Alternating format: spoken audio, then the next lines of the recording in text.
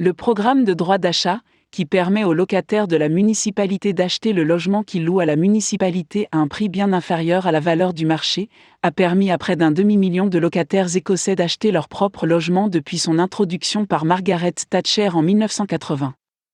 Des réformes ont déjà été apportées ces dernières années pour restreindre le programme et il n'est déjà plus accessible aux nouveaux locataires de logements sociaux en Écosse, mais il a été annoncé que le programme serait complètement supprimé d'ici 4 ans.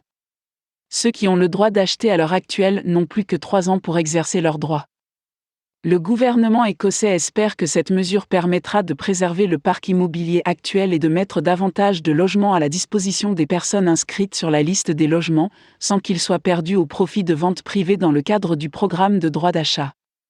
Il y a actuellement 400 000 personnes en attente d'un logement en Écosse et on pense qu'en mettant fin au droit d'achat, environ 15 000 logements supplémentaires seront disponibles au cours des prochaines années. Cette politique est considérée comme dépassée par beaucoup et injuste pour ceux qui ne vivent pas dans un logement social mais qui ne peuvent pas se permettre un dépôt ou une hypothèque sur leur propre maison, ainsi que pour ceux qui attendent une maison sur la liste des logements sociaux. Les conseils, les associations de logement et les groupes de locataires ont tous soutenu les appels à l'arrêt du programme lors du processus de consultation, estimant qu'il n'était plus utile et qu'il freinait l'offre de logements sociaux. Les organisations caritatives pour le logement et les sans-abri ont également salué l'abolition du programme dans l'espoir qu'il réduise les listes d'attente pour les logements sociaux.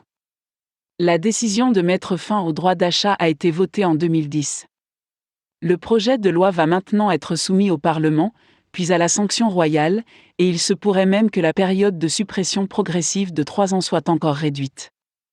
Mais tout le monde ne voit pas cela comme un pas en avant dans la résolution de la crise du logement social. Certains s'inquiètent du fait que de nombreuses personnes ne seront pas piégées dans des programmes de logements sociaux sans espoir d'accéder un jour à l'échelle de la propriété. Alors que le programme est arrêté en Écosse, il est activement encouragé au Royaume-Uni. La chef de file des conservateurs en Écosse a déclaré que le programme de droit d'achat avait été le moyen le plus efficace pour la génération précédente d'acheter sa propre maison et d'être fière de devenir propriétaire.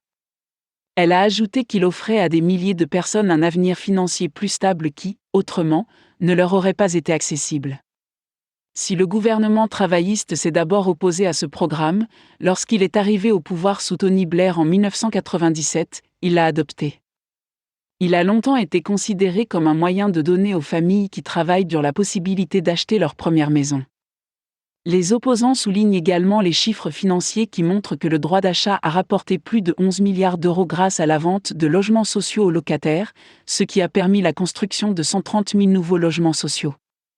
Pour beaucoup, ce sera la fin de leur rêve d'accéder à la propriété, tandis que pour d'autres, ce sera un nouvel espoir de remonter sur la liste d'attente des logements sociaux. C'est un exercice d'équilibre délicat.